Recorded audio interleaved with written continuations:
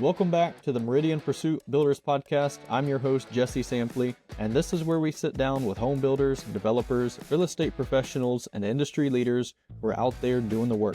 You'll hear real conversations about markets, design, mistakes and lessons learned, and how builders can position themselves in a way that brings more customers to the table. Let's dive in.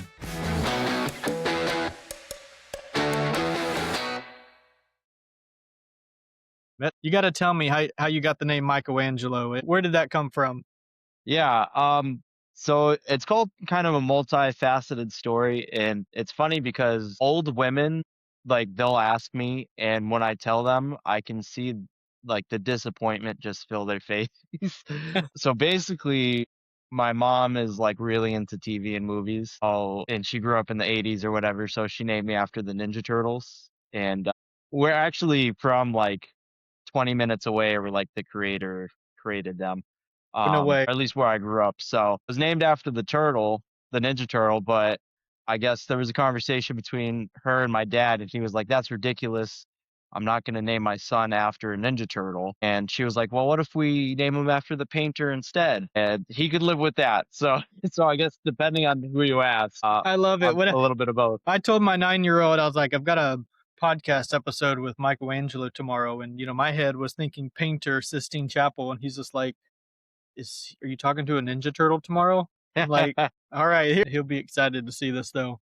Well, Yeah. Michelangelo, thanks for coming on to the show. This is the Meridian Pursuit Builders Podcast, and we talk to different trades. We talk to architects and designers and builders. You build decks. You build amazing decks. You may do other stuff. That's what we're going to dive into a little bit. But why don't you give me a little background on what company you have, where you're located, and what type of customer you're serving right now? So, and I appreciate that, by the way. So we're actually in a little bit of a transition period right now. So if you asked me this question, even just last week, the answer would have been different. So the company was originally Renaissance Building Company, and we did everything from kitchens to bathrooms to decks and all the other random stuff in between. And then the course of the past 2 years, I've been working on this mostly out of like my indecision. Around Thanksgiving of last year, I decided we're gonna niche down and just do decks and outdoor living spaces.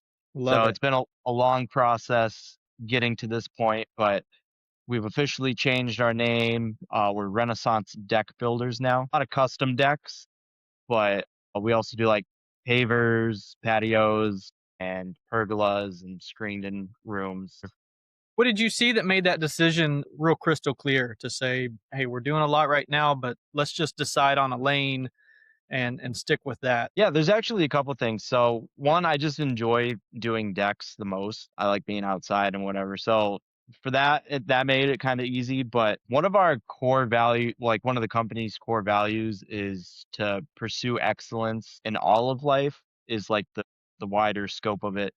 But for me, I don't want to be like just one of many options to do your deck, your remodeling project. Like I want to be known as the best at it, and not necessarily like as a like an ego kind of thing. Like I'm okay with people not thinking I'm the best, but like I want to know that I'm doing the best that I could possibly do, and I want to have like such high standards. And what I found was like if I'm doing a deck and it takes whatever 2 weeks, and then the next 7 months I'm doing bathrooms and kitchens and whatever else. The next time I do a deck, it's going to take longer.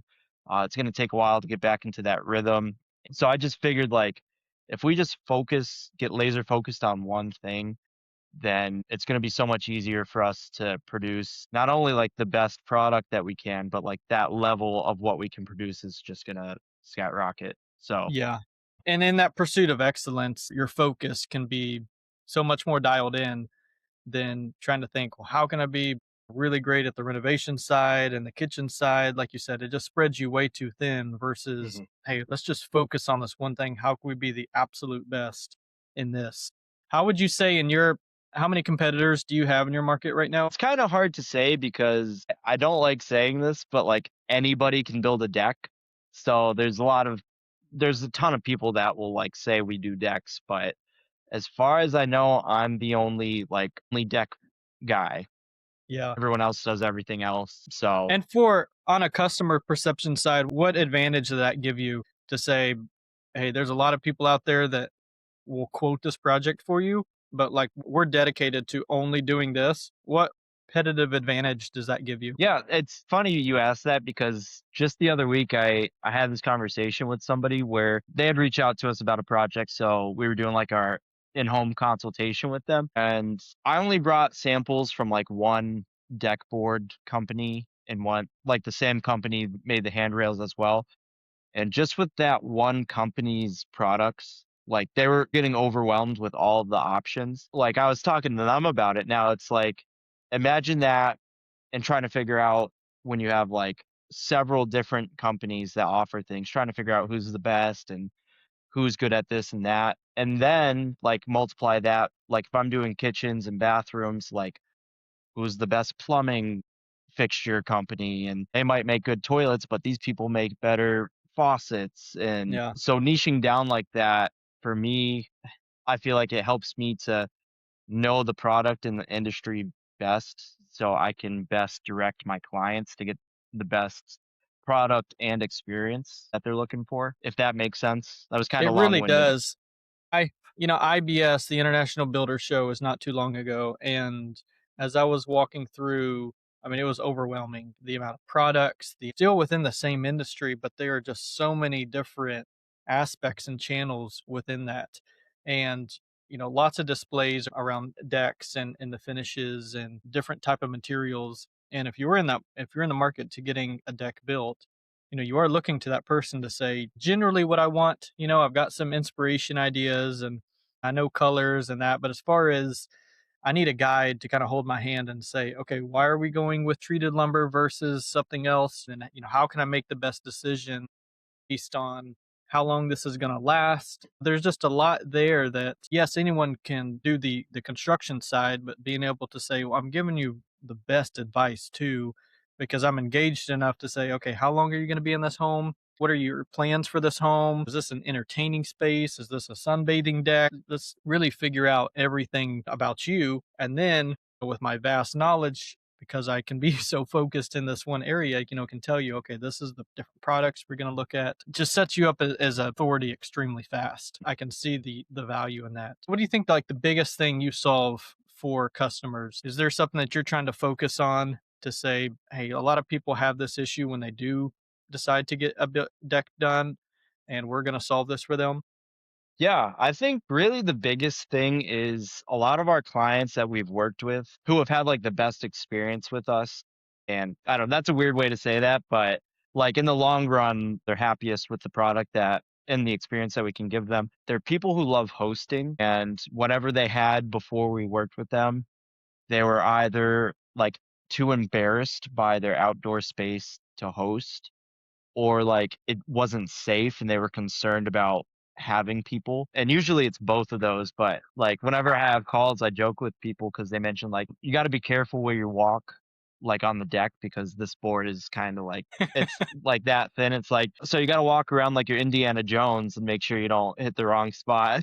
I love that reference. No, that's good. Are you doing a lot of like just rebuilding rather than, they didn't have a deck and you're adding on to it? Yeah. So what products are you looking at now? You treated lumber, looking at this other type of material. What are you using the most? Yeah, so I try to stay away from pressure treated if possible. And not to get too into the weeds, but like the quality is just tanked a lot over the years. And especially I feel like with COVID, like it was already going down and then COVID just like tanked it. But Uh, for frame, Qual and quality, how so? Quality on the just the longevity of the boards and that lumber. yeah, well, kind of everything. So like the longevity, I'm seeing other deck builders who are starting to rip apart like 7-year-old decks because the framing is rotting. So like the longevity, but also like the materials warped and twisted and bowed.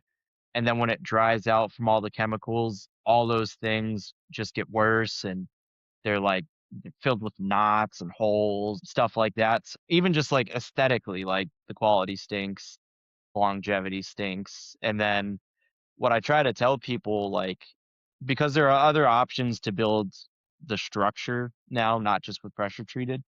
and they go with like a composite or PVC decking that has 25, 30, or 50-year warranties with them.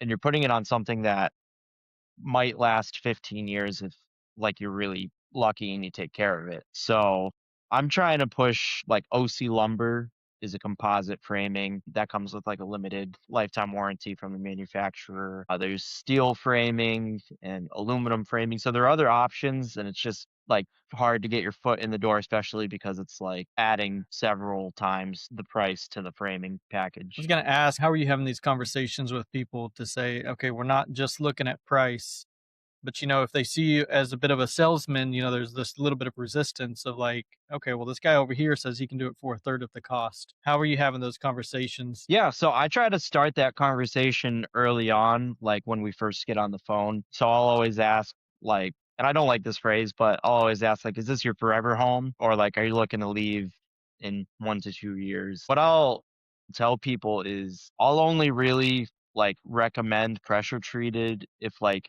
it's something that's an emergency and you don't have the money or the time to save the money. Like if it's a safety issue and it just needs to get done right away, like do pressure treated. So I try to start that conversation really early on. And then, like, when we're going over the proposal, I'll still put pressure treated with the OC lumber or whatever, just so they can compare it. But I make sure to like let them know, like, we don't warranty the pressure treated framing because who knows what it's going to do after just a year. Yeah. And then this other stuff comes with like a lifetime warranty from the manufacturer. We offer a lifetime warranty on it as well. It really just depends on like if you're staying here forever, and some people are like, I'm not even going to live that long, which is like, okay, sure. But um yeah, Resale so that value. right. Yeah, exactly. Think about the inheritance at that point. Yeah. And especially being in Massachusetts, I mean, you've got all 4 seasons, right? So, I mean, Mhm. you're seeing all types of weather on that lumber. It's pretty relentless. I mean, right now, what did you say? You got how many inches of snow coming your way? I think it was 6 inches, and that was just in a couple hours this morning. Well, how take me through a bit of the process of working with a customer, some of the cadence, some of the communication, some of what are some things that you're doing and insights for other people in the construction space that allows people to have a good experience with you at the very end of the project, being able to say, Michelangelo was awesome. His team was great to work. They gave me a great product. How are you engineering some of those things to make sure that people have a really great experience after working with you? Yeah. So there's a couple different things. I guess our process starts with just a phone call. So what I try to do is get like a really big picture of what's going on. Like, what is your space like now and what's not working about it? How are you hoping to use it? And like, what's preventing you from using it that way? Or, what would make that use better for you? So things like that. And I think really just diving into like the why of it, like their motive for doing the project more than just like, oh, you want this brand and this size and like all the technical details, because like anybody can do that. But I try to get a good understanding of like who they are and what their like specific needs are. So that helps me to like start designing something that is more like custom fit for their lifestyle. So I think that's really it, like the focus on their lifestyle more than just the products itself. So I think that's the big thing. How in depth are you getting into the design? Is it something that you usually have a little bit of flexibility with, or is it usually, hey, you've already got this existing deck, we're just going to replace it? Yeah, it really depends. Some people are like, I just want to regurgitate what was already there just with newer materials. And we can still like do creative things within that. I had one lady, one of my best clients, she just had like a small deck with like stairs that went down and that was it. And basically what we did was we duplicated that. We made it a little bit smaller. Then we added some steps down going to like a much bigger deck. So she kind of views it as like up top is kind of like my space. Like in the morning, I'll sit out there with like a coffee or tea and like watch the birds in the yard and the rabbits or whatever. But then in the evenings, like I'll have people over, and we put in like built-in benches for her to like Nice. have that be her like her hosting area. So we do a little bit of both. Some projects like we'll work off of like sketches. Like I got I got some right here. We'll work off sketches. Other ones, it's like we should probably do a 3D rendering and pick things out. But normally, we still find ourselves, I think this would be cool in the middle of the project. Like, I'll pull them out and ask what they think about this, and make some changes on the fly. Is that the changes that you make on the fly? Does that usually come with an additional cost that you're having to translate to of, hey, while we're in the middle of this, here's an opportunity I see. Yes, it's going to cost, but here's what I think that it brings value to you in the long run. Right. It depends. It depends on how crazy of a change it is. And this is bad business practice. But if it's something that's like, I really want this in my portfolio, I'll do it for free because I'd rather do it for free and have it than you say no because I'm charging you whatever it costs more than what we talked about originally. This sounds like a specific example. Can you tell me what this this doesn't sound like a hypothetical question out here.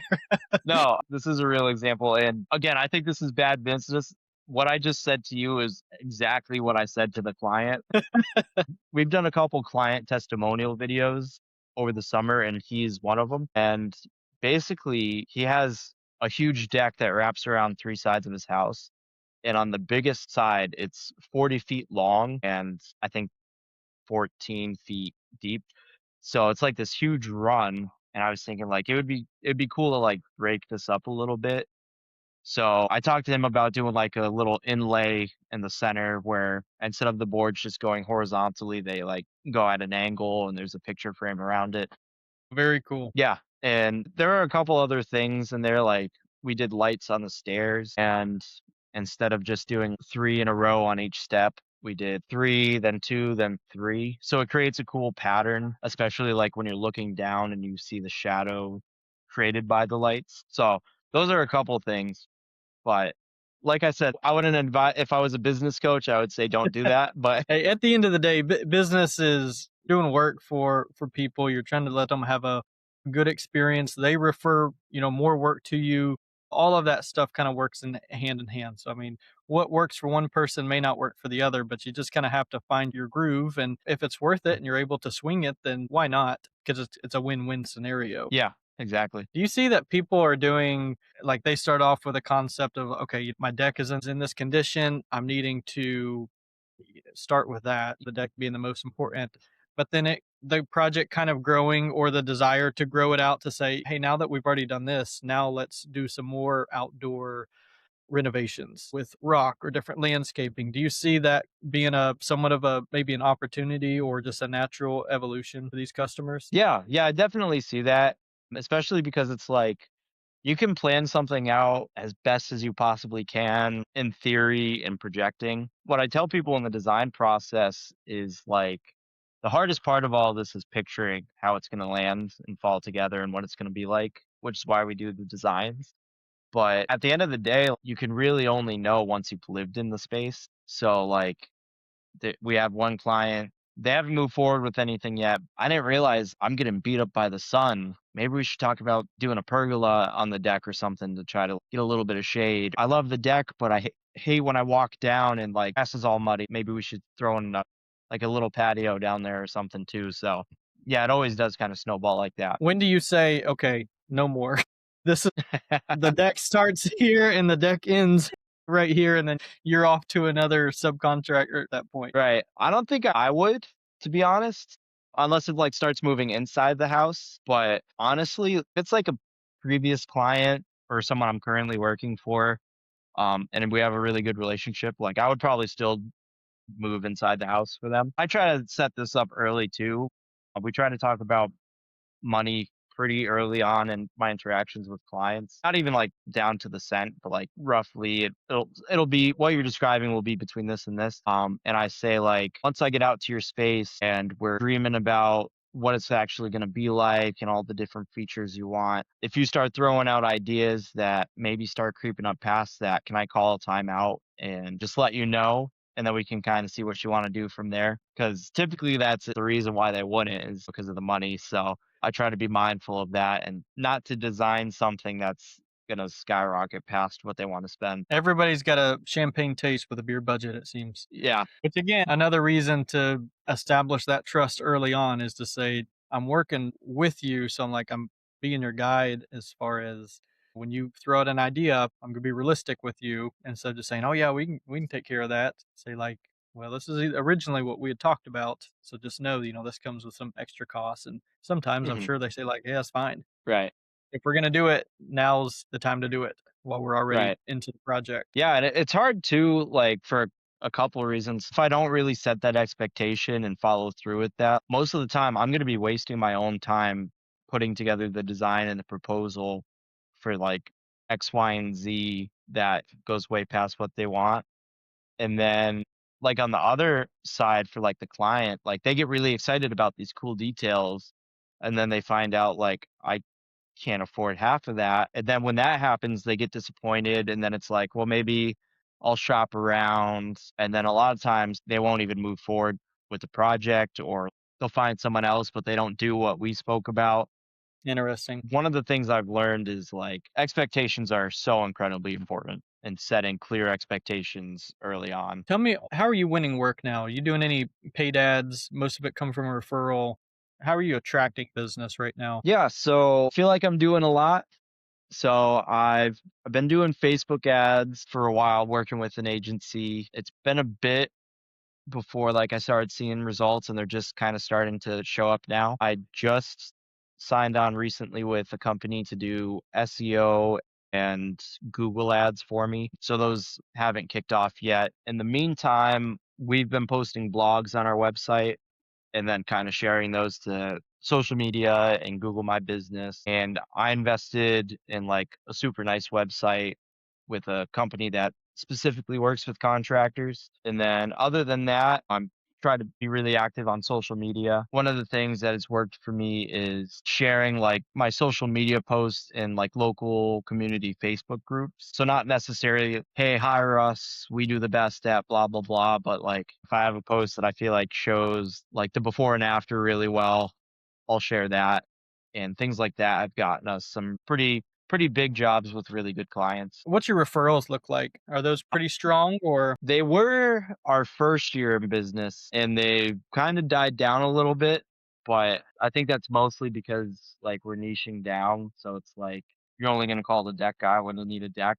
I mean, I'm still getting some and I'm having people tell me like I referred you to this person and like I'll just wait for them to reach out to me. see, by doing all this stuff too, it's really good because you are trying to land that omnipresence of, hey, if I'm thinking about getting a deck done, like there's no question in my mind who I'm going to.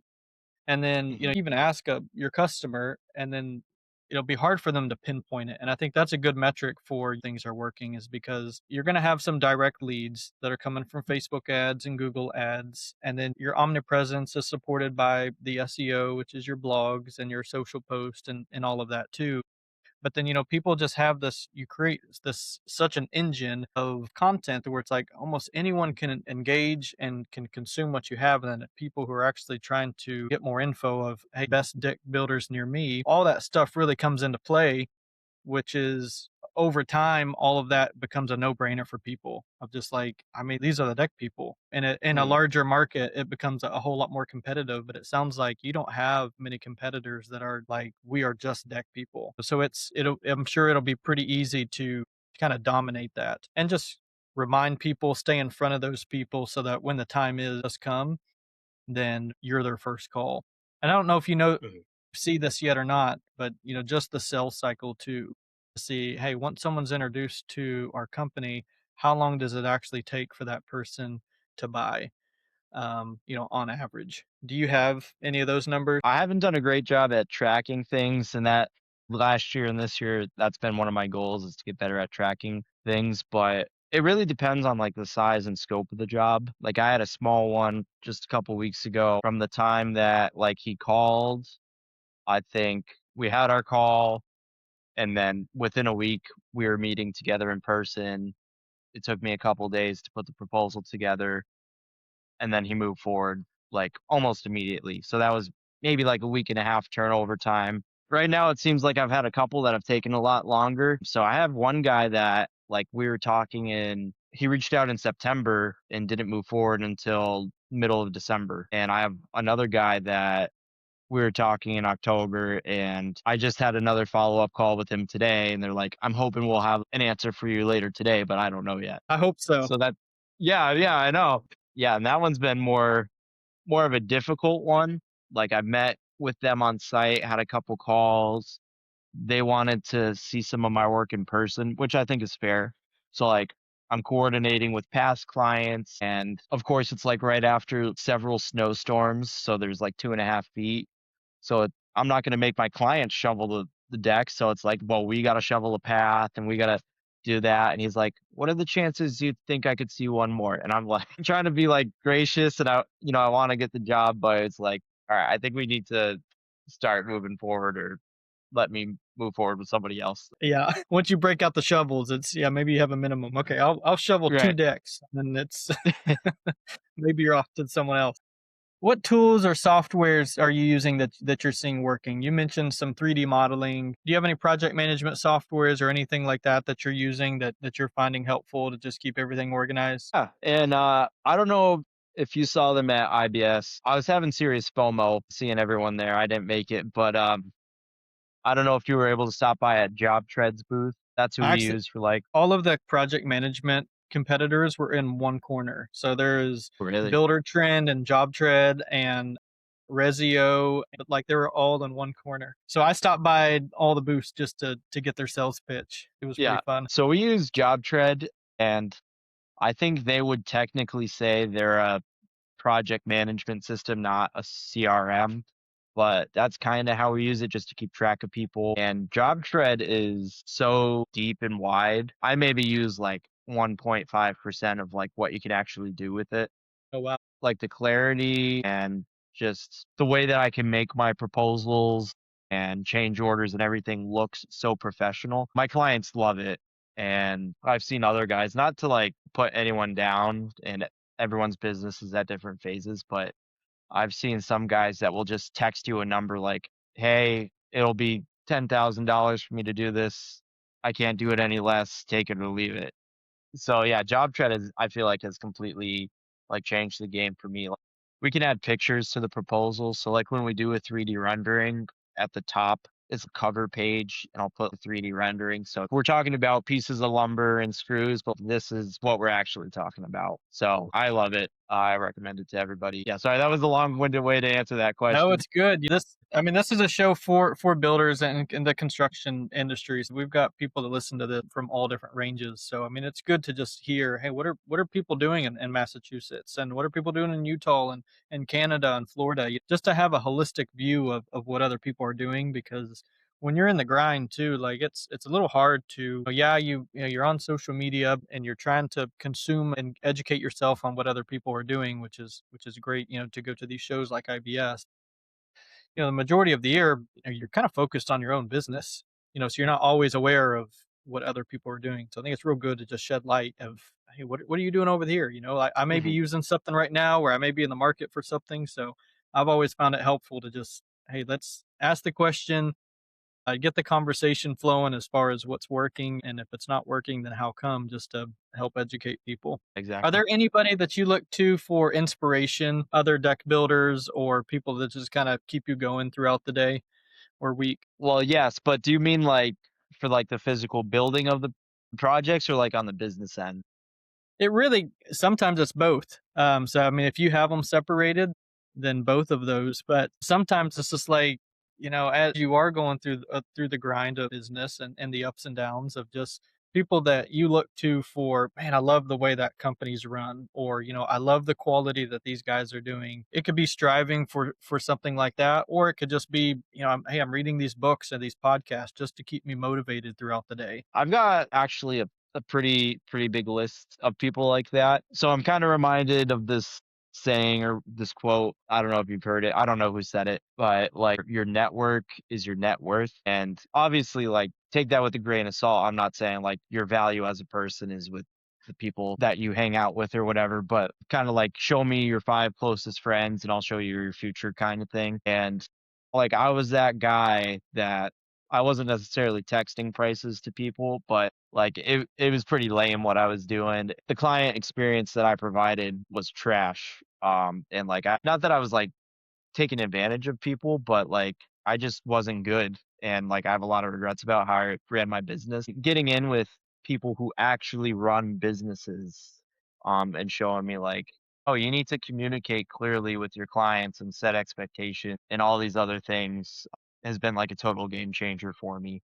Or even just showing me like what's possible and like what's achievable in business. This is kind of a segue into the something that I ask people is kind of looking at the future. Do you have any revenue goals or overall goals that you're trying to achieve in the next 2, 3, 5, 10 years? Yeah, so I haven't done a great job of like goal setting and vision casting. My goal for this year is to hit 1 million for the first time. I think the math works out. If everything goes according to plan, it'll be like 1.2 that we land at. So that's the goal for this year. But the other thing that I learned within the past couple of years, and this is a Tommy Mello quote. Sorry, I'm gonna mess it up. Oh yeah, revenue is for vanity and profit is for sanity. So like yeah, I hit $1 million. That's great. And I think that is great. Like that's a milestone. I think 10% of business owners hit small businesses. So like shoot for that. But like if you don't have any profit, then like you're running in circles with no breathing room. I would love wherever we land to just have like healthy profit margins and not even like run into the bank, stuffing my money into my pockets or anything like that.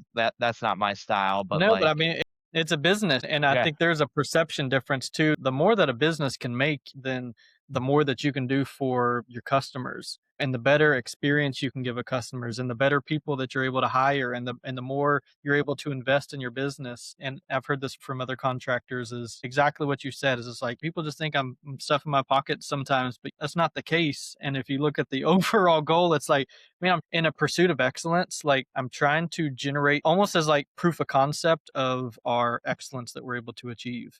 And that comes Mhm. with like we're trying to do the absolute best job that we can do in our market. And that comes with investing and having really good people, and you have to have money to do that. I mean, this is a business. It's if you wanted to run a charity, then there's also charities out here. There's get your 501c. But this is a business, and the perception really should be that I'm doing this as a service and I'm Mhm. trying to do the best I absolutely can. And obviously I need to be able to cash flow something in order for me to be able to achieve that. Right. I mentioned earlier, like we offer lifetime warranties on our work.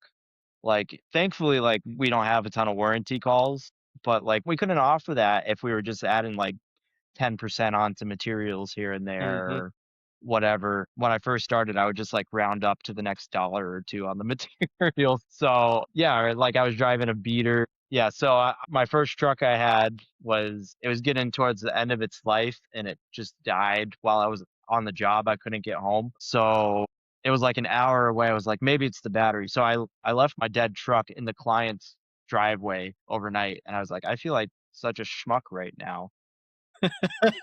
But and that gets back to, like, the client experience thing, which I think is probably the most important thing, like, to give our clients, like, the highest, best experience we can, and that's not cheap. Yeah, and it's something to be invested in too. People will come to appreciate that too, is, the people who are price shopping and just looking for the cheapest person, that's not gonna be you, and for a reason too, because, that type of company comes it's a race to the bottom, and Mhm. there's only quality, and the customer is ultimately the one that sacrifices, because if the cheapest person was always guaranteed to get the most work, then, like, they would be the biggest companies in the area. Like, they're not, Right. but, like, it's usually the exact opposite, is the people that are charging the most are the biggest companies Yeah. that are in the area, and why is that? Is because people they almost are disguised as price shopping, but, like, they really just want the best job that they can get too. It's not always about the price, it's just something that people say, but it's like, okay, well, if you really want the cheapest price, is this the result you want? And they're gonna be like, no, of course I don't want that. That sounds awful. Well, good deal, man. Well, anything we didn't touch on that you want to touch on? Yeah, I'm not sure. I feel like this was a pretty good call. Yeah, you did great. Your brand looks impeccable. And I'm excited that you're working with a paid ads company and doing SEO and putting that investment because those will pay you dividends in the short term on a paid ad side and an SEO on the long run too. So those are keep Right. those up. That's super important. But sounds like you're focusing on the right things. You're niche down. You know what your goals are. You know what you're trying to focus on, what you're trying to achieve, and that's going to come out extremely loud to customers. So I'm excited to follow along and see where you end up, and maybe I'll see you at IBS in Las Vegas next year. Yeah. Yeah, I hope so, dude. I was every day I was like, look at what everyone's doing. They're having a great time. All right, that's a wrap for this conversation. If you know someone who should be on this podcast, send us an email at info@meridianpursuit.com and nominate them. We're always looking for great stories to share. And if you got something out of this episode, please leave us a quick review on the show. And if you're watching on YouTube, tap like and subscribe so we can share this with more people. I'm Jesse Sampley. Thanks for listening, and I'll see you on the next one.